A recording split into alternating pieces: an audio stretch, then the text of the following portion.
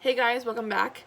So I want to start off today's video by answering a question that has been asked to me so many times throughout the years that I've been covering, especially Unique as a brand. Every single video that I post about the brand, I get asked so many times, why do you hate Unique so much? Like, what about this company has you so pissed off or so heated that you feel the need to constantly just talk shit about them and the presenters and the uplines and the higher ups and the elites and everyone and anyone who's involved with this brand? Well, I'm going to answer that question for you right now. I've seen really nasty comments about me and my videos made by not only the uplines, by some elites, by the people who support Unique as a brand. I've seen the comments made by all of you guys, and quite frankly, I kind of just laugh at them because they don't mean anything to me.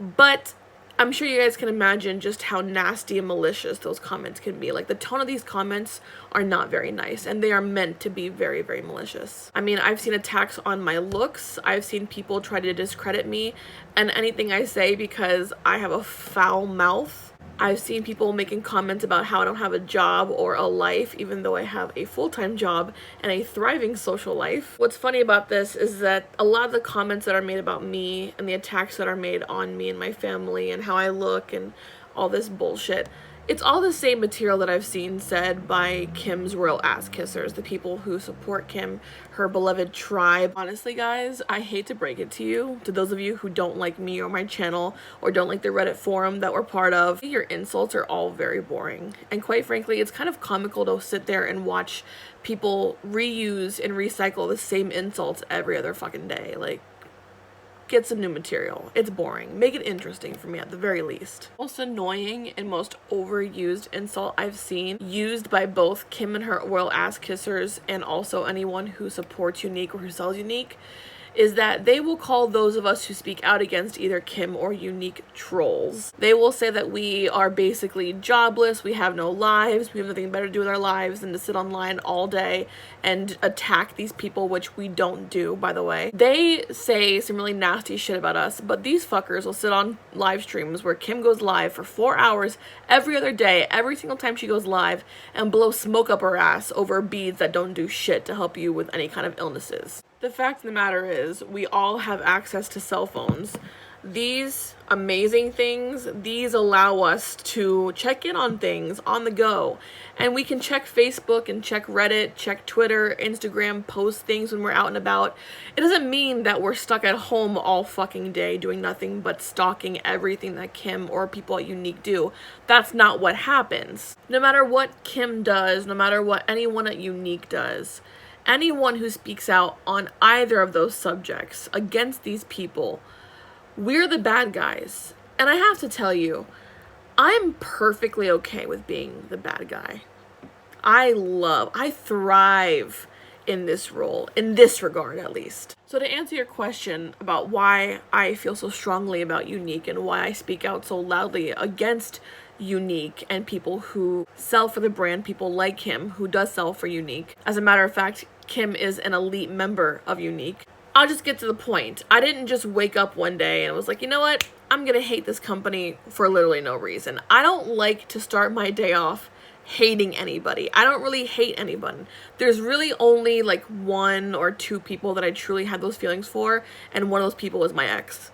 And for good reason. My hatred for this company and the dislike of its presenters was pretty much built up over time, with every picture posted on Instagram by a presenter whose face was covered with painted on bruises and cuts and bloody noses, with every targeted message I'd received from presenters after my miscarriages asking me if I'd want to join their teams as a distraction from recent events, with every poorly face-tuned photoshopped picture posted by these presenters to try and create a much better looking outcome from using the Unique products on their face. Many of them do full faces too, and it's bad. Because let's face it, I mean, the products themselves are shit, and the presenters, including Kim, they know they're shit because when they're done and they take their picture, they will go on to Facetune or whatever editing software they use to edit their pictures, and they will filter the fuck out of those pictures, so much so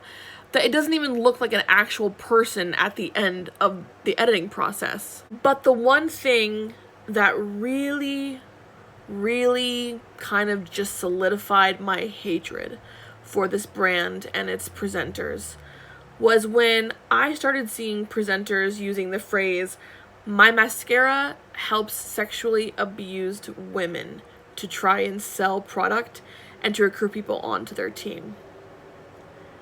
That was the big changing point for me. As a survivor of sexual abuse myself, seeing captions like that tagged along with pictures of women with shitty ass makeup on makes my skin crawl, my blood boil, and it makes me want to roundhouse kick, karate chop the ever-loving fuck out of every single upline, team leader, founder of the company, presenter who allows this shit to happen.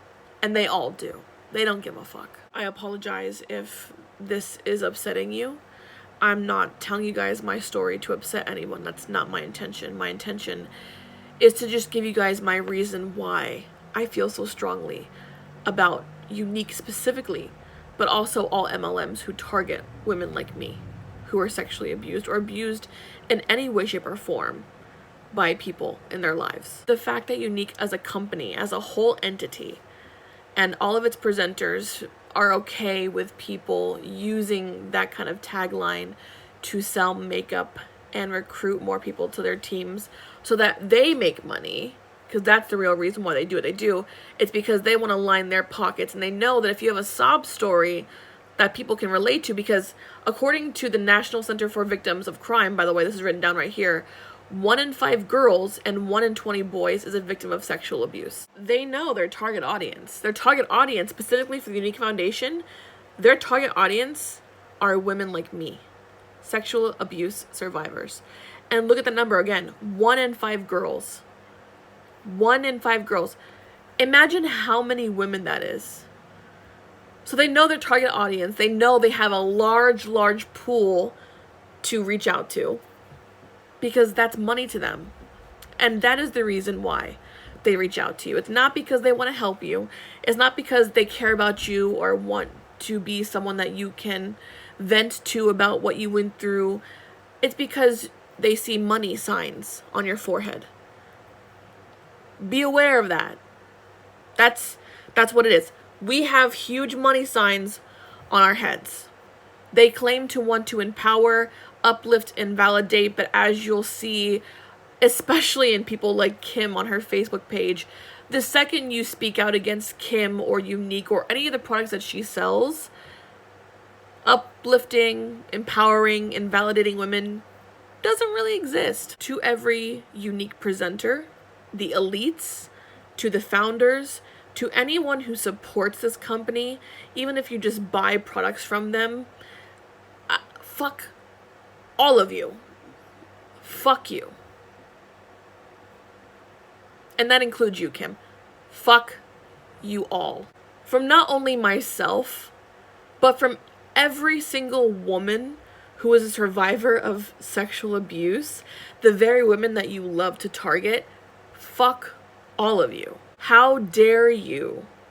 How dare you sit there and claim that the use of your product, the use of your shitty, overpriced, dollar store fucking quality makeup is going to heal the trauma of sexual abuse that we've lived through, that we continue to live with every fucking single... How fucking dare you even suggest that kind of thing? Fuck all of you. I've been approached by a lot of people. A lot of people. In the last 2 days, I've spoken to more people in the last 2 days who were ex-members of Younique, who were ex-elites from Younique, people who are downlines currently, people who are uplines currently. I've been approached by so many people who have screenshots from one person in particular, one member in particular, and if you feel like it could be you, it most likely is you, who tells their downlines, their new recruits, well, if you have, a story about your sexual abuse, We want you to use it. We want you to use that to try and recruit people. Fuck you, you insufferable fucking bitch. That is disgusting. That is gross to ask anyone to do. And apparently, this woman is not the only one who does it. There are a handful of people who encourage this kind of behavior. And to all of you, fuck all of you. So that's my why, guys. That's why I do what I do. That's why I feel so passionately about this brand in particular. And I figured I'd address that first so everyone is made aware of where I stand and why I stand there on this subject. I can never and will never, ever, ever tell you to support a brand like Unique, because their foundation is a bunch of bullshit. If you look into it, you'll see it yourself. Now, you may be wondering, if you made it this far, what all this has to do with Kim and this charity scam situation. Well, Kim is considered to be an elite presenter for Unique. She is one of the higher ups, the top earning presenters for Unique. So when this story was first brought to my attention a few months ago, the first thing that caught my attention was Kim's position in the company as an elite presenter for this brand. I remember thinking to myself, of fucking course she sells Unique. Of course. That makes perfect sense. Honestly, I feel like this whole situation has been one big wake-up call. It's a huge eye-opening experience for me, because I'm one of those people I'm very realistic about the world. I know that it's not all good all the time. I understand that. But at the same time, I don't want to believe that there are people on this earth who are capable of doing what Casey and Kim have been doing this entire time. I just don't want to believe that could happen. But it has. And it did happen. And now here we are. After weeks of silence, after weeks of Miss Kim staying resolute and blocking any and everybody who asked about my videos, the cancer girls, or for proof of any of this being real, Kim finally has something to say, and here is her statement. Hi, my friends. I want to take a minute in addressing a huge elephant in the room that you may or may not have heard about. I participated in a live to ask for help in fulfilling a need posed by a friend and a member of our community. This live took place on August 22nd. As you read this, please know I have obtained an attorney and been in constant contact with law enforcement regarding the situation. Everything in this statement has been vetted to ensure I'm providing as much information as possible. I have remained silent for quite some time on the subject, simply out of respect for a viewer that became a friend. I felt it was necessary to give her ample time, numerous weeks, to communicate with me and help me understand the status of the children, headstones, and where the funds were used. I was more than willing to stand resolute and take the brunt of the questions in order to protect her.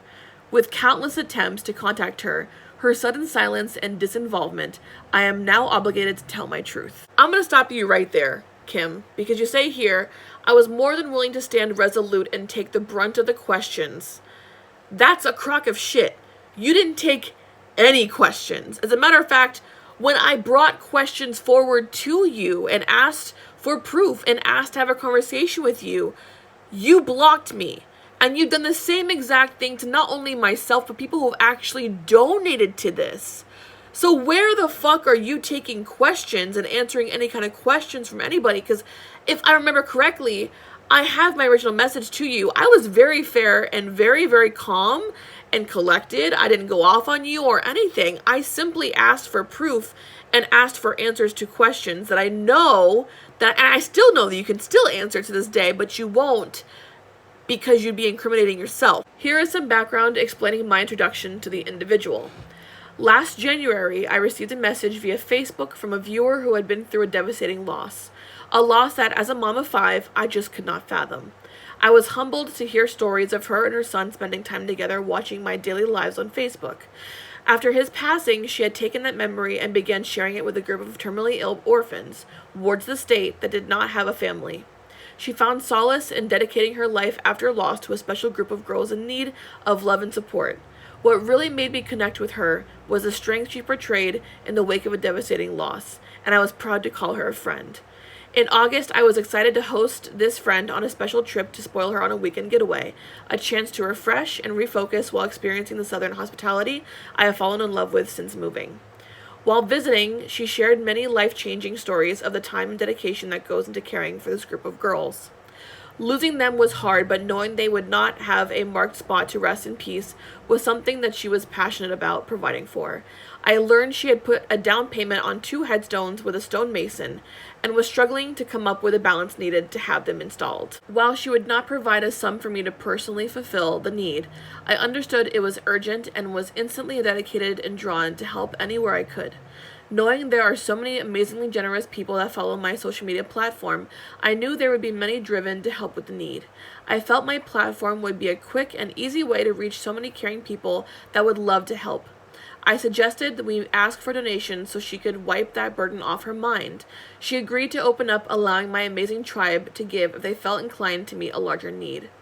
I called and spoke with a financial advisor who assured me that, although unconventional, there were no legal issues in using Cash App to collect donations. This platform was chosen as she already had an account linked directly to her bank account, and no additional fees are required to transfer money, as GoFundMe, etc. charge fees per donation or transaction. The problem I have with that, Kim, is that you mentioned in the live stream that you guys made a Cash App. Now you're saying that she already had the Cash App, even though the Cash App username for the campaign was OurGirls444, which 444 is a very prevalent number on your platform, according to you. It's a very special number to you. So you're trying to say that she already had this account, but why would she have an account that is OurGirls444 if you weren't involved with it in any way, shape, or form? Do you see what I'm saying about the inconsistencies and the lies? Like, so many things that shouldn't be lied about have been lied about, and it's honestly very annoying. I understood she would be nervous about being in front of so many people while opening up about a personal struggle. I assured her that my community was a safe place, would allow her grace in trying to articulate her story, and would be met with prayer and encouragement. During the live, I was able to put a face to the name and introduce her to my community. I relied on her to provide the details she was permitted to share, financial burden she was under for those headstones, and the strain that was placing on her personal finances. She would not share with me how much monetary support was enough. This was a personal call that she had chose to make. Since I have no access to her Cash App account, I have no way of knowing how much was collected from this request or how much was enough to fulfill the headstone request. After the live, the individual told me that the need had been met, and I immediately made a comment on the video asking people to stop donating and wait until an official nonprofit was formed for any further donations to be made. After returning home to her state, I found communication to not be consistent, which was completely out of character for her. After a period of time, I was no longer able to get in touch with her, trying by phone, text, and other means. In the months since, I have been working with law enforcement and obtained legal counsel. Under their advisement, I provided ample opportunity for parties to provide information and limited my responses to the situation until a single statement could be made. As humans, I believe that we all have an innate need to help. I felt a calling to help without question, without hesitation. I knew this person for numerous months and had no reason to not believe what I was being told. I want to be crystal clear on one key factor in all of this. I never had access to a single penny that was donated to this cause. I repeat, I never had access to any donations at any time. My intent was to help. In all of this, I most regret any heartache and any distrust that my promotion of her needs may have caused. I simply was trying to help her reach more people and help a friend with her financial struggle through a community that is incredibly special to me. I love you all so much. Your love and encouragement mean the world to me, and I am so thankful for the opportunity to set the record straight and tell you as much as I know. I thank each of you for your patience in learning everything I know while working with law enforcement and legal counsel. XOXO bullshit. Now, that wasn't the only statement we got that day. We also got one from Bo Stegall, who is a brand owner for a company that Kim actually works alongside with, and this is what he had to say about the situation. If you aren't aware, a YouTuber, me, did a video calling out specific details that didn't seem to add up regarding Casey and these girls that she is working with. Someone sent me that video, and I learned in that video that in fact a live video had been done, not on my page, but on a team member's page. Team member, I'm assuming, is obviously Kim. In that video, donations were taken to help some of the girls cover expenses for headstones, I believe. At this point is when I too wanted answers and asked the team member, Kim, who had the relationship with Casey, to reach out to find answers from her proving that she did in fact volunteer. I asked that Casey provide a letter from the hospital that she volunteers at with an official letterhead from the hospital and a number I could call to also verify over the phone. I also asked my team member to ask Casey if she would provide the amount of money she raised along with the receipts for how that money was spent. Since then, my team member has told me there has been 0 responses to those questions. I wish I could tell you how the girls are doing like you asked. If you are able to find out how they are, please let me know. It seems to me like in both situations, both of these people are trying to separate themselves from the situation as a whole. But unfortunately for both of them, I mean, more so Kim than Bo, they're both tied into this pretty neatly. Unfortunately for you, Kim, we're not stupid. I'm not stupid. And I feel like you think that we are. I feel like you think that that statement was going to be, oh, okay, she wasn't involved. Okay, good. She got duped too. Okay, she's innocent. No. Sorry, but no. You know what really burns my lady balls to a charry, blackened crisp, Kim, is watching how you have treated people over the last few hours. Because in the last few hours, I have watched you talk to people, your own tribe members, who you asked for money from for this bullshit ass scam. I've watched you speak to them like they're not human beings who are worthy of respect after what you fucking did to these people. Because you took part in it. You don't want to be associated with it, but guess what, honey? You are in the live stream. You are one of the main ones orchestrating and telling Casey what to say, what not to say. You are part of this, and you are guilty of sin, just as guilty as Casey is. Before I cut off here and start filming part 2, I want to leave you guys with one comment that I found that was posted by a tribe member, someone who has supported Kim for a very long time, because a lot of people, when Kim posted that statement to her Facebook page, a lot of people were coming forward finally and saying, you know what, Kim, I really didn't have a good feeling about Casey when I first heard you guys talking about this. And this is what this tribe member had to say in regards to that. How in the world are there this many women who had the feeling and who knew this couldn't be right and something was off? And no one spoke up on that live or after. This group is so gung-ho on lift up, love, and inspire, and the second someone doesn't align with what is being put out, the tribe jump straddles you and puts you in your place. I've seen it happen. That's what's happening over the last few hours that this statement's been put out. People have been treated so poorly and attacked, berated, belittled. It's disgusting. Everything this person's saying is already happening, and I invite all of you guys to go check it out for yourselves. If it were an open and safe place, women would be able to voice their concerns at the time and be listened to. There are enough women here in the medical field that know this woman's story didn't hold up, but it's not a safe enough forum to actually speak up and be heard because no one is allowed to second-guess Kim. That's true. I pray in the future that women speak up when the hair on your neck are sticking up, when the pit of your stomach tells you no, and when your life experiences tell you that something isn't right. With that being said, guys, I'll leave you guys with that. What are your thoughts? Leave them all down below, and I'll see you guys in part 2.